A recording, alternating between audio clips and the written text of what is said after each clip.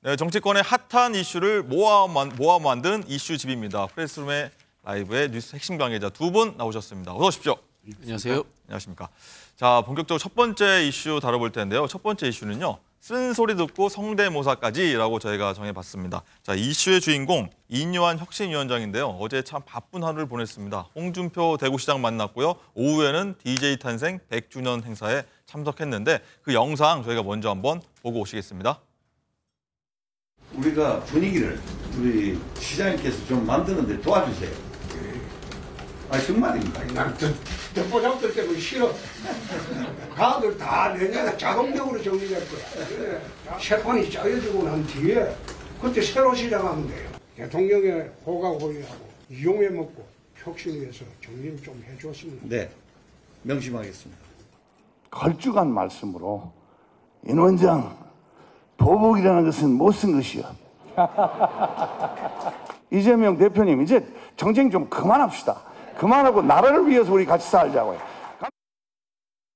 네, 어제 저 영상 많이들 보셨을 것 같습니다. 먼저 홍 시장과 이 위원장이 만난 얘기부터 해볼 텐데 홍 시장이 이제 당의 듣보잡, 뭐 듣도 보도 못한 사람 뭐 이런 속어죠. 이렇게 설친다, 듣보잡이 설친다 이렇게 얘기했는데 실명을 밝히진 않더라고요. 혹시 네. 누구를 저격한 거라고 보세요? 그렇죠. 실명은 밝히지 않았지만 귀에다 들려오잖아요. 네. 누군지 다 우리 알 수 있겠죠. 당 지도부를 이야기하는 것이겠고 또 더 좁히면 김기현 당대표를 지칭하는 것으로 보여집니다. 왜냐하면 징계도 당 지도부가 냈고 또 철회도 징계 철회도 당 지도부가 했으니까요. 홍 시장의 사실 어법이 늘 이렇습니다. 자신의 격을 중시하고 자신의 생각하는 격보다 낮으면 듣도 보도 못했다라고 이야기를 하고 또 여러 가지 어떤 그런 공격 대상들을 딱 설정을 해서 하는데 결국은 이 표현이 뭐냐면 새판짜기 그러니까 총선이 끝난 다음에 그 다음부터 내가 이 당과 새롭게 이렇게 관계를 설정하겠다 이렇게 표현을 했습니다.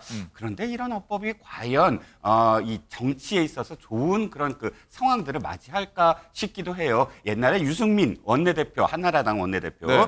청와대 얼라들이라는 표현, 네. 그 표현 이후에 유승민 대표가, 전 대표가 사실 정치적으로 그렇게 각광을 받지는 못하는 것 같거든요. 저는 상대를 존중하고 인정해야만 하나의 어떤 정치판이 새롭게 변할 수가 있는데 격을 이야기하면서 상대를 듣도 보도 못했다. 라고 해버리면 그 다음부터는 정치의 어떤 뭐랄까 협상이나 타협이나 뭐 소통이 불가능해진다고 생각을 합니다.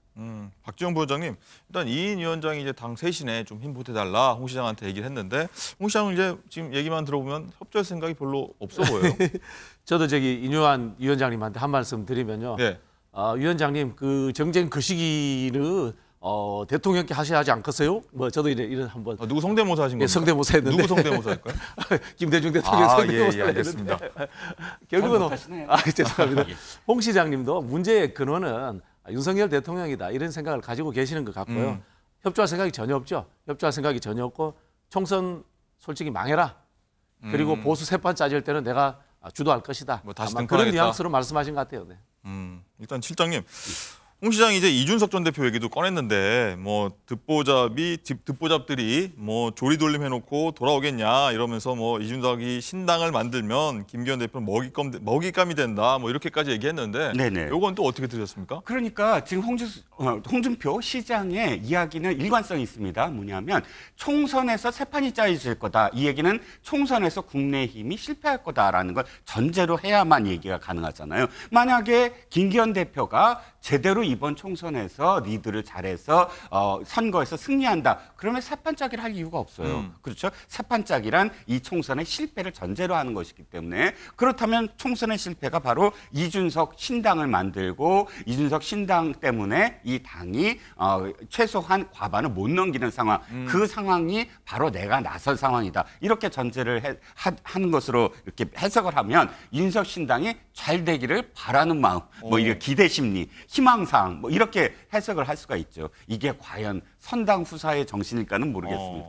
뭐 이준석 신당 놓고서 뭐 지금 내년 총선 나오면 뭐 10석 정도는 가져갈 거라 이런 얘기까지 했었어요. 그렇죠. 10석이라면 상당히 타격을 받을 수밖에 없어요. 나중에 또 말씀을 드리겠지만 영남 신당을 지금 이야기하고 있지 않습니까? 네. 근데 영남에서 만약에 10석을 가져간다고 한다면 인석 신당이 만약 그걸 전제로 해서 가능하다면 10석이라는 건 20석 이상의 그러니까 뭐 교섭단체는 안 되겠지만 굉장히 큰 파워풀한 캐스팅 보트를 줄 수가 있거든요. 예. 그렇기 때문에 홍 대표는 이준석 신당을 지금 많이 띄워주는 듯한 어떤 상황을 지금 만들고 있습니다. 박지원 부원장은 어떻게 이거 보셨습니까? 열성 얘기 나오고. 녀석 실제로 쉽진 않죠. 네. 쉽진 않고 이제 바람인데 제가 아는 바로는 지금 유승민 전 의원도 이제 신당 생각이 있는 걸로 알고 있어요. 그렇습니까? 근데 이 이준석 신당과는 조금 흐름이 좀 다를 수도 같이 있다. 하지 않겠다. 예, 그런 느낌이 드는 게 왜냐면요. 홍 시장님은 또 이 유승민 전 의원하고 또 관계가 별로 안 좋으셔요. 그러다 보니까 오히려 이준석 쪽으로 몰아주는 느낌.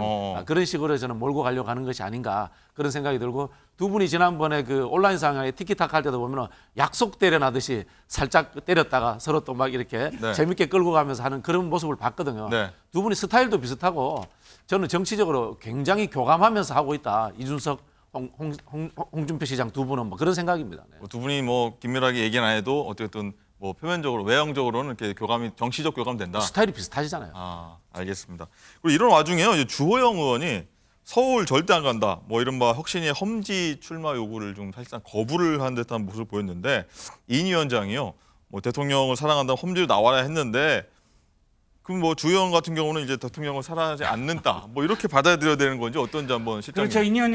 인 위원장은 아마도 지금 대통령의 성공을 위해서는 당에서 이렇게 희생을 하시는 분들이 있어야 된다. 이 말을 아마 그러니까 사랑한다라는 표현으로 돌려서 지금 네. 표현한 것 같습니다. 주호영 의원이 이제 6선이잖아요. 이번 만약에 성공을 하면. 네. 그런데 6선 고지는 참 힘들어요. 현재도 6선이 드물잖아요. 네. 21대에. 그렇다면 6선을 하려고 한다면 과연 자신이 무엇을 내놓을 건가. 어느 정도는 희생을 해야 되잖아요. 5선이라고 한다면 자기 지역구 특히 대구 수성에서 계속 지금 커온 정치인이니까 당에 어느 정도는 무엇인가를 또 희생을 하는 그런 정신도 필요할 건데 아마 일성은 이렇게 얘기했습니다. 못 갑니다. 나는 여기서 지키겠습니다. 하지만 주호영 의원이 지금 하나의 어떤 상징이 돼버렸어요. 점점 다른 의원들 얘기보다 제일 먼저 스타다라고 인 위원장이 또 언급도 하고 이렇게 되다 보면 주호영 의원의 거치가 굉장히 크게 돼요. 크게 점점